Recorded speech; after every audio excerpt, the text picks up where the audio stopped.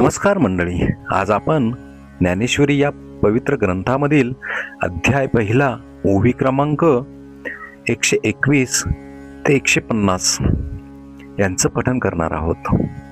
ओवी क्रमांक 121. मग पुनरपी काय बोले, सकळ सैनिकाते म्हणितले, आता दळभार आपुलाले सरसे करा.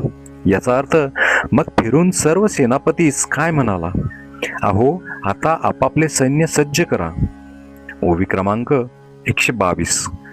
जया जिया अक्षौहिणी तेने तिया आयनी वर्गन कवन कवनी महारथिया. याचा अर्थ ज्यांच्या ताब्यात सैन्याच्या ज्या अक्षौहिणी आहेत त्यातील श्रेष्ठ महारथ्यांनी आपापल्या अक्षौहिणी पुढे जाऊन उभे राहावे. ओवी क्रमांक 123. तेने तिया आवरीजे भीष्मातळी राहिजे, द्रोणा ते मने पाहिजे तुम्ही सकळ. याचा अर्थ त्यांनी त्या अक्षौहिणी सांभाळून भीष्माच्या आज्ञेत वागावे. नंतर तो द्रोणाचार्यास म्हणाला, तुम्ही सर्व सैन्यावर देखरेख ठेवावी. ओवी क्रमांक 124. हाची एकू रक्षावा मी तैसा हा देखावा, येणे दळभारू आघवा साचू आमुचा. याचा अर्थ आणि भीष्मांस मजप्रमाणेच समजून त्यांचे रक्षण करावे, कारण आमच्या सर्व सैन्याची भिस्त त्यांच्यावरच आहे. ओवी क्रमांक 125. या राजयाची या बोला सेनापती संतोषला, मग तेने केला सिंहनादू. याचा अर्थ राजा दुर्योधनाचे हे भाषण ऐकून भीष्मास फार आनंद झाला आणि त्यांनी सिंहनाद केला. ओवी क्रमांक 126. तो गाजत असे अद्भुतू दोन्ही सैन्या आतू, प्रतिध्वनीन समातू उपजत असे. याचा अर्थ तो नाद दोनही सैन्यात इतका दुमदुमून गेला की त्याचा प्रतिध्वनी आकाशात देखील मावेना. ओवी क्रमांक 127. तयाची तुलगासवे वीरवृत्तीचे थावे, दिव्य शंख भीष्मदेवे आस्फुरीला. याचा अर्थ तो प्रतिध्वनी होत आहे तोच वीरवृत्तीच्या बळाने भीष्मांनी आपला दिव्य शंख वाजविला. ओवी क्रमांक 128. ते दोन्ही नाद मिनले तेथ त्रैलोक्य बधिरीभूत जाहले, जैसे आकाश का पडिले तुटोनिया. याचा अर्थ ते दोन्ही नाद एकत्र झाले असता त्रैलोक्य बधीर झाले, त्यावेळी आकाशच कोसळून पडत आहे की काय असा भास झाला. ओवी क्रमांक 129. गडगडीत अंबर उचंबळत सागर, क्षोभले चराचर कापतसे. याचा अर्थ त्यावेळी आकाश गडगडू लागले, समुद्र उसळू लागला, हे सारे विश्व घाबरून जाऊन थरथर कापू लागले. ओवी क्रमांक 130. तेने महाघोष गजरे दुमदुमिता ती गिरिकंदरे, तव दळा माझी रणतुरे आस्फुरिली. याचा अर्थ त्या महानादाच्या घोषाने पर्वतांच्या गुहांमधून देखील प्रतिध्वनी उठले. इतक्यात दोनही सैन्यामध्ये रणवाद्ये वाजू लागले. ओवी क्रमांक 131. उदंड सैन्य वाजते भयानके खाखाते, महाप्रळयो जेथे धाकडांशी. याचा अर्थ त्या नाना प्रकारच्या रणवाद्याच्या ध्वनी इतक्या कर्कश आणि भयंकर होता की मोठ्या धैर्यवानांना देखील तो महाप्रलय वाटला. ओवी क्रमांक 132. भिरी निशान मांदळ शंख काहळा भुंगळ, आणि भयासुर रण कोल्हाळ सुभटांचे.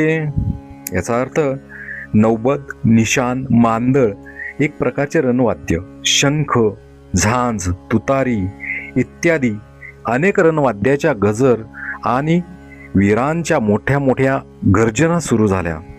ओबी क्रमांक 133.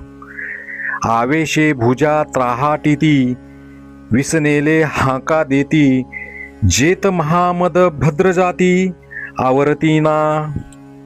याचा अर्थ कुणी आवेशाने दंड ठोकू लागले, कोणी चवताळून मोठमोठ्याने हाका मारू लागले आणि हत्ती बेफाम होऊन अनावर झाले. ओवी क्रमांक 134. तेथ भेडांची कवन मातू, कांचया फेर फिटतू, जेने चकला कृतांतू, आगने घे. याचा अर्थ त्या ठिकाणी भित्र्यांची काय कथा, जे कचरले ते तर कसपटाप्रमाणे उडूनच गेले. यमास सुद्धा दहशत बसून तो इकडे तोंड देखील करीनासा झाला. ओवी क्रमांक 135. एका उभयांची प्राण गेले, चांगाची दात बैसले, बिरुदाचे दादुले हिवताती. याचा अर्थ कित्येकांचे उभ्या उभ्याच जीव गेले. जे धैर्यवान होते त्यांची दातखिळी बसली आणि जे नामांकित योद्धे होते त्यांच्या अंगास कापरे फुटले. ओवी क्रमांक 136. ऐसा अद्भुत तुर बंबाळू, ऐकोनी ब्रह्मा व्याकुळू, देव म्हणती प्रळय काळू, उडवला आजी. याचा अर्थ अशा प्रकारचा तो भयंकर वाद्य ध्वनी ऐकून ब्रह्मदेव देखील व्याकुळ झाला आणि इंद्रादी देव तर आज हा प्रलय कालच ओढवला की काय असे म्हणू लागले. ओवी क्रमांक 137. ऐशी स्वर्गी मातू, देखुनी तो आकांतू, तो पांडव दळातुनी वर्तले काही.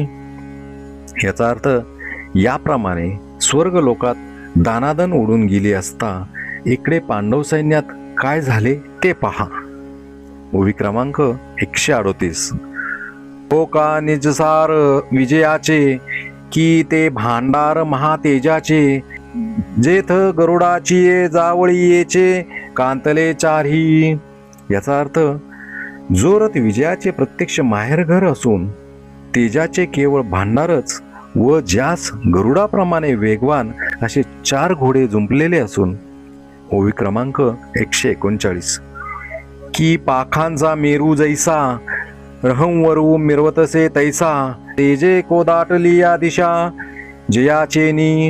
याचा अर्थ पंख असलेल्या मेरू पर्वताप्रमाणे तो श्रेष्ठ रथ तेथे शोभला, त्याच्या तेजाने 10 दिशा भरून गेल्या. ओवी क्रमांक 140. जेथ अश्ववाहकू आपण, वैकुंठीचा राणा जान, तया रथाचे गुण काय वर्णू. याचा अर्थ ज्या रथावर प्रत्यक्ष वैकुंठाधिपती श्रीकृष्ण सारथी होते त्या रथाचे गुण वर्णन किती करावे. ओवी क्रमांक 141. ध्वजस्तंभावरी वानरू, तो मूर्तिमंत शंकरू, सारथी शांघरू अर्जुनेशी. याचा अर्थ साक्षात शंकराचा अवतार जो मारुती तो त्याच्या ध्वजस्तंभावर असून शाण धनुष्य धारण करणारे भगवान श्रीकृष्ण अर्जुनाचे सारथी होते. ओवी क्रमांक 142. देखा नवलतया प्रभूचे, अद्भुत प्रेम भक्तांचे, जे सारथ्यपण पार्थाचे करीतू असे. याचा अर्थ पहा त्या प्रभूचे केवढे आश्चर्य आहे. त्यांचे भक्तावर विलक्षण प्रेम असल्यामुळे तो पार्थाचे सारथ्य करू लागला. ओवी क्रमांक 143. पायिकू पाठीशी घातला, आपण पुढा राहिला, तेने पांचजन्नू अस्फुरिला अवळीलाची. याचा अर्थ त्याने आपल्या सेवकाला पाठीशी घातले, स्वतः पुढे उभा राहिला आणि आपला पांचजन्य नावाचा शंख सहज वाजविला.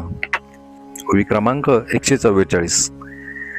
परी तो महाघोषी थोरू, गरजतू असे गहिरू, जैसा उदेला लोपी दिनकरू नक्षत्रांते. याचा अर्थ त्याचा फार मोठा आवाज झाला, त्यामुळे सूर्याचा उदय झाला असता ज्याप्रमाणे नक्षत्रे लोपतात त्याप्रमाणे त्या शंखाच्या महानादात. ओवी क्रमांक 145. तैसे तुरबंबाळू भवते, कौरवंदळी गाजत होते, ते हारपोनी नेनो केऊते गेले तेथ. याचा अर्थ कौरवांच्या सैन्यामध्ये होत असलेले अनेक वाद्यगजर कोठे लुपून गेले हे कळेना. ओवी क्रमांक 146. तैसाची देखे एरे, निनादे अति गजरे, देवदत्त धनुर्धरे आस्पुरीला. याचा अर्थ त्याचप्रमाणे अर्जुनानेही आपला देवदत्त नावाचा गंभीर नादाचा शंख आवेशाने वाजविला. ओवी क्रमांक 147. ते दोन्ही शब्द अचाट मिनले एकवट, तेत ब्रह्मकटाह शतकूट को पाहत असे. याचा अर्थ त्यावेळी त्या दोन्ही शंखाचा अद्भुत ध्वनी एकत्र झाल्यामुळे ब्रह्मांडाचे शतशः तुकडे होतात की काय असे वाटू लागले. ओवी क्रमांक 148. तव भीमसेनू विस्नेला, जैसा महाकाळू खवळला, तेने पौड्र अस्फुरीला महाशंखू. याचा अर्थ इतक्यात भीमसेनालाही आवेश आला आणि महाकाळाप्रमाणे खवळून त्याने आपला पौंड्र नावाचा महाशंख वाजविला. ओवी क्रमांक 149. तो महाप्रलय जलधरू, जैसा घडघडीला गहिरू, तव अनंत विजयो युधिष्ठिरू आस्फुरित असे. याचा अर्थ त्या शंखाचा भयंकर ध्वनी महाप्रलयाच्या मेघगर्जनेप्रमाणे होत असतानाच धर्मराजाने अनंत विजय नामक शंख वाजविला. ओवी क्रमांक 150. नकुळे सुघोषू, सहदेवे मनी पुष्पकू, जेने नादे अंतकू, गजबजला ठाके. याचा अर्थ नकुलाने सुघोष नावाचा आणि सहदेवाने मनुपुष्पक नावाचा शंख वाजविला. त्या नादाने प्रत्यक्ष यमही घाबरला. श्री संत ज्ञानेश्वर महाराज की जय.